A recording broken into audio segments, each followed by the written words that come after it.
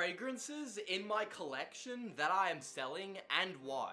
Full disclosure that I'm most likely not actually going to be selling any of these fragrances because I am a fragrance content creator and naturally I need fragrances to talk about. However, if I was just a regular person that owned all of these, I would literally be selling them to make the money, but I need the fragrances to talk about. So this is metaphorical selling. The first fragrance that I'm planning to sell is Jean Paul Gaultier Le Male Elixir. I understand that it seems like every other video, I find a way to talk negatively on this fragrance. However, my feelings for it have stayed the same or even gotten more negative over the past 6 months. So I feel like it's important to share my opinion on it because everyone seems to talk very positively about this fragrance.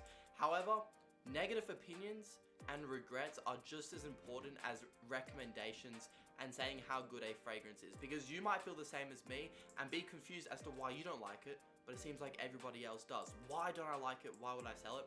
It is just simply way too nauseatingly sweet for my tastes, most likely due to the kind of honeyed smell. The honey note is very, very strong. The lavender and the honey together just overwhelms me. Honestly, it gives me a headache. It kind of does make me feel nauseous. It is not enjoyable to wear. Something that is still sweet, still from Jean Paul Gaultier that I much prefer is Le Male Parfum. It's my favorite Jean Paul Gaultier fragrance of all time. Classy, powdery, it's got the iris in there which kind of takes away the sweetness.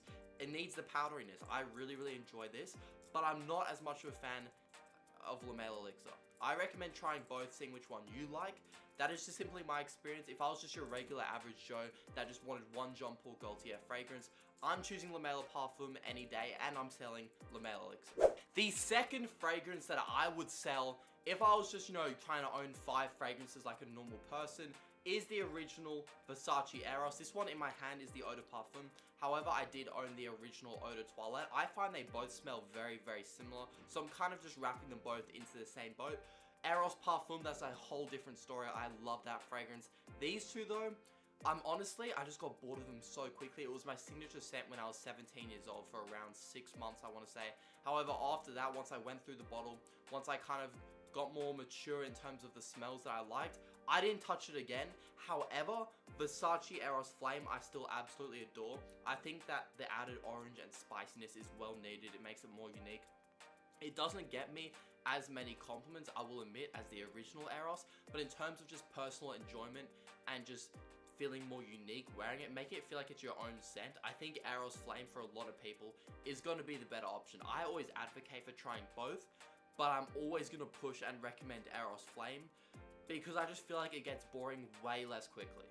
If you're a young guy just looking for compliments, something mass appealing, something that, is tried and true but maybe not as overused as something as like Dior Sauvage or even YSL or Bleu de Chanel these days, the original Eros, I'm not going to not recommend it. I'm not going to say it's a bad option. It's always going to get compliments. I truly do think it is a timeless type of fragrance. But again, Eros Flame, much better. Even something like Strong With You Intensely, Azaro, the most wanted EDP, I do all think those are worth the extra price tag that come with them.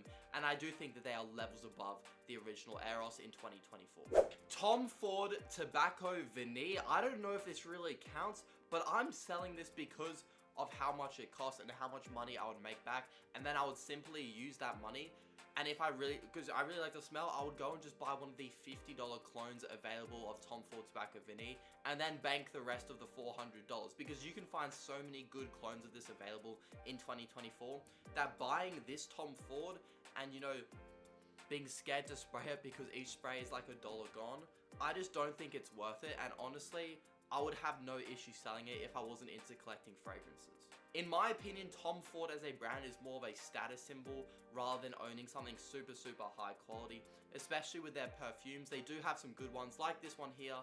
Something like Lost Cherry I do also really enjoy, but there are so many great clones available. For example, Al Haramain Amber Tobacco Edition, I believe it's called, and also Maison Alhambra Tobacco Touch. Those are 2 examples of fantastic clones. They get it around 90% right for a fraction of the price.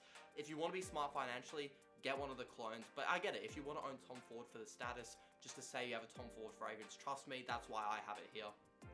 But again, if I wasn't into collecting fragrances as seriously as I am now, and I wasn't a content creator, I would sell this in a heartbeat to get the extra $300 or $400. Coming in hot with another niche, this time we are moving on to Mancera, and we have Tonka Cola. I know a lot of people are gonna just jump to the comments and say, why would you sell a fragrance that you have almost used the entire bottle of? I actually sell fragrance decants in Australia, and this happens to be a very popular one. fbfragrances.store if you want to check it out. Personally though, I don't know the last time I've used this, because it is very, very hard to wear, especially as a daily scent, even in the winter time, because that Coca-Cola cherry combination is very, very punchy in your face. It's unique, it's very artistic. Personally, I just don't want to walk around smelling like a Coca-Cola bottle all day. But if you are a artistic, kind of quirky guy that really wants to smell different and unique, and maybe you just really enjoy the smell of Coca-Cola, and even those Haribo sour Coke lollies, if you really like the smell of those, this might honestly be the fragrance for you, and you might get a really good connection with it. You might really enjoy wearing it. Personally though, that's not going to be me. I don't think that is ever going to be me with this fragrance. There are so many other offerings from Mancera that I reach for instead of Tonka Cola.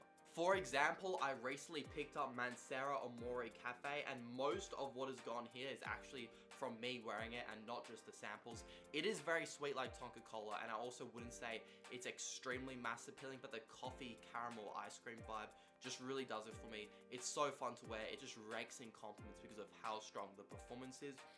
I can't quite put my finger on why I prefer wearing this one so much more than Tonka Cola, because inherently the vibe is not that much different. They're very in your face, kind of not super mass appealing fragrances.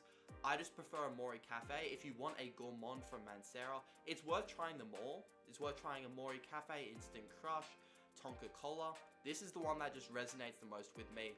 I love Amore Cafe. I'm sorry, Tonka Cola, I don't think I'm going to be buying another bottle. Whilst we are talking about Mancera, I'm going to quickly mention Red Tobacco. Again, this is all from fragrance samples. However, there was a time, believe it or not, many moons ago, or maybe around 2 years ago now, that this was actually my favorite fragrance of all time. I just adored the dry down. I still do really appreciate the dry down. However, I don't wear it anymore because Parfums de Marly Carlisle is just a smoother, easier to wear, but still similar smelling version of Red Tobacco. If you are an old, mature, traditional masculine guy, which I'm guessing isn't a lot of my viewers, but if you are and that kind of resonates with you, definitely give it a try. It is very in your face. This is a 2 to 3 sprays max type of fragrance. Mancera has also come out with Red Tobacco Intense, which I recently tried. To my nose, they honestly smell so similar. Red Tobacco Intense, you could argue, is just a little bit easier to wear. Do I think it's worth the increased price tag though?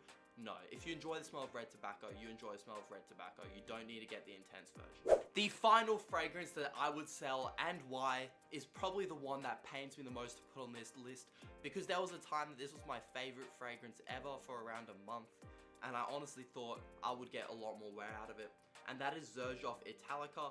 This is actually the one that I have the highest chance of legitimately selling, even as a fragrance content creator. It is just way too sweet. It is too gourmand. Believe it or not, I love my gourmands, but this is just too realistic. It smells like just straight biscuit sugar cookies. It is too feminine for me as well. I prefer a fragrance that is either perfectly unisex or leans a tiny bit masculine. This to me is on the very feminine end of the spectrum. I just really don't enjoy wearing it. It is also just so strong to a point where it's actually kind of feels like it's rude to wear it in public. I do like a strong fragrance, but I also don't want something that just feels like you're wearing a nuclear weapon. And with Xerjoff Italica, it definitely does sometimes feel like that. It is also very restricted in its wearability because of its like gourmand heavy nature to just really, really cold nights. And in Australia, we don't get many of those. So the bottom line is, I don't know the last time I wore this. When I picked it up, I was convinced that I would go through this 30ml bottle with no problem and then pick up an 100ml.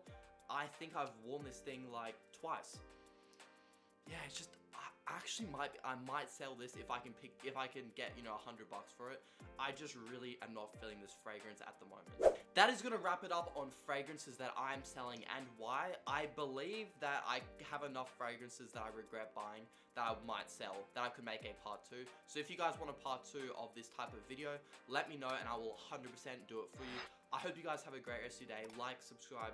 It is completely free and it helps me out a lot. It motivates me to keep making these long form videos for you guys. Have a great rest of your day. I'll catch you in the next one.